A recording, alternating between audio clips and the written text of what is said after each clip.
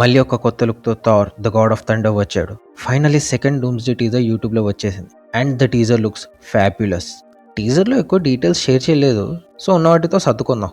Teaser open అయ్యేది ఒక beautiful forest షాట్తో and కింద ఇక్కడే థార్ని మనం తన స్ట్రాంగ్ బేకర్తో పాటు చూస్తాం. టీజర్ మొత్తంలో థార్ తన తండ్రి ఓడిన్కి ప్రార్థన చేస్తాడు అండ్ ఇదేమి కొత్త కాదు. థార్ రాగ్నరాక్లోనూ థార్కి ఎప్పుడైనా ఒక పెద్ద ప్రాబ్లమ్ని ఫేస్ చేయలేకపోతే ఓడిన్స్ అలా కోరుతాడు అండ్ ఈ ప్రార్థన విన్నాక we can feel Thor's love towards love. నాకు అర్థం కాలేదు sir.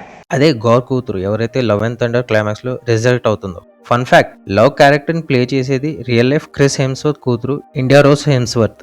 Back to the video, మనం థార్ ప్రార్థనలో ఒక ఇన్సెక్యూరిటీ, నర్వస్నెస్ ని ఫీల్ అవ్వగలం. బికాస్ తను అనుకున్న ప్రతి వ్యక్తిని థార్ కోల్పోయాడు. థార్ 2 లో తన అమ్మని, థార్ 3 లో తన తండ్రిని, థార్ 4 లో జేన్ ని. కానీ లవ్ అండ్ థండర్ క్లైమాక్స్ లో ఒక గిఫ్ట్ రూపంలో లవ్ వచ్చింది and Thor can't lose her two.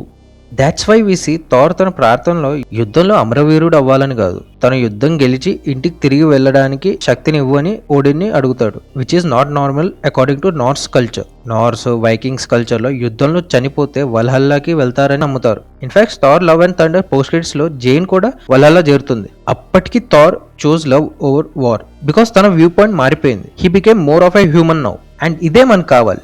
Russo brothers finally వాళ్ళు చేసిన తప్పుని తెలుసుకుని థార్కి ఒక మంచి క్యారెక్టర్ ఆర్క్ ఇస్తారని నేను ప్రార్థన చేస్తున్నా, మీరు చేయండి.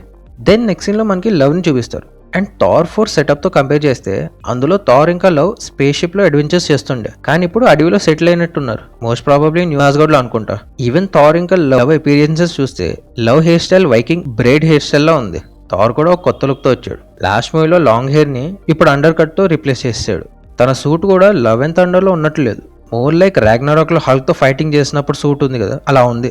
ప్లస్ ఈ teaser colour grading previous doomsday teaser లానే ఒక వార్మ్ ఫీల్ ని ఇస్తుంది. అండ్ ఆ టీజర్ తో కంపేర్ చేస్తే రెండు టీజర్స్ లో మన మెయిన్ హీరోస్ తండ్రి రోల్స్ ప్లే చేస్తున్నారు. Also fantastic four post credit scene గుర్తుంటే డూమ్ ఫ్రాంక్లిన్ ని కలవడానికి వస్తాడు. తర్వాత ఏమైందో చూపిలే. హై ప్రాబిలిటీ ఫ్రాంక్లిన్ ని కిడ్నాప్ చేయడానికి వచ్చాడు. ప్లస్ మార్కెట్ లో కరెంట్ గా అనే ఒక పెద్ద థియరీ ఏంటంటే డూమ్ స్టీవ్ చైల్డ్ ని ఇంకా లవ్ ని కిడ్నాప్ చేసి తను తయారు చేయబోయే కొత్త ప్రపంచంలో వాళ్ళని పాన్స్ లా వాడుకుంటాడు.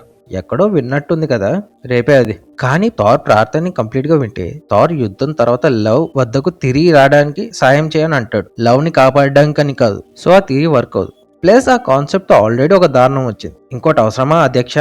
పైపెచ్చు టోన్ ని మళ్ళీ మార్చారు. ట్రినిటీలో the most inconsistent character development ఎవరిదైనా ఉందంటే అది థార్ది. థార్ రాగ్నరాక్ కన్నా ముందు Thor character as a Norse god బాగుంటుంది, కానీ సరైన స్టోరీస్ లేక మనకి థార్ 1 and 2 చాలా బోరింగ్ ఫీల్స్ ఇస్తాయి. Don't get me wrong about Thor Ragnarok, it is a good movie, కానీ అదొక గుడ్ థార్ మూవీ కాదు. అది టెంపరీగా హిట్ అయిందే గానీ లాంగ్ రన్ లో థార్ క్యారెక్టర్ ని కంప్లీట్ గా ఒక జోక్ చేసింది. రూసో బ్రదర్స్ ఏమో ఆ తగిలెట్టే దారుణంలో ఇంకా కొంచెం నూనెని పోసారు. కానీ థార్ 1 and 2 లో థార్ సీరియస్ గా ఉండడం వల్ల చాలా బోరింగ్ ఉన్నాడు అని అంటే అవెంజర్స్ యానిమేటెడ్ సిరీస్ లో కూడా థార్ సీరియస్ గా ఉంటాడు, కానీ తన క్యారెక్టర్ ఎప్పుడు బోరింగ్ అనిపించదు. అలాంటి గాడ్ క్యారెక్టర్ ని స్టార్ లో 2.0 చేయడం ఒక ఎత్తు అయితే దాన్ని మనం సపోర్ట్ చేయడం ఇంకో ఎత్తు.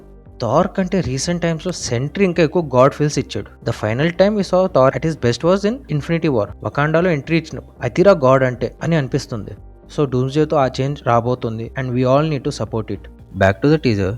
ఓడిన్ థార్ ప్రార్థనల్ని వినకపోయినా లోకి పక్కా వింటాడు. బికాస్ థార్ తన శత్రువుని చూసి భయపడుతున్నాడు. అండ్ ఇలాంటిది మనం లాస్ట్ టైం ఇన్ఫినిటీ వార్ లో చూసాం. హౌ మూవీ స్టార్టింగ్ లో తన ఆస్గార్డియన్స్ లో సగం మందిని చంపిన థార్ ఏం చేయలేకపోయాడు. అండ్ క్లైమాక్స్ లో థానోస్ చేసిన తాండవం వల్ల ఎండ్ గేమ్ వరకు ఆ ట్రామాలో బతుకుతాడు. ఈసారి అదే రిపీట్ అవుతున్నట్టుంది, but 10x. I mean literally universes collapse అవుతాయి. దెన్ టీజర్ ని డూమ్స్డే క్లాక్ కౌంట్ డౌన్ తో ఎండ్ చేస్తారు. సేమ్ ఫస్ట్ టీజర్ లో చేసినట్టే, స్పెసిఫైయింగ్ దట్ మూవీ రిలీజ్ అవడానికి ఇంకా 11 months 17 days 14 hours ఉంది, విచ్ ఈస్ 18 December 2026.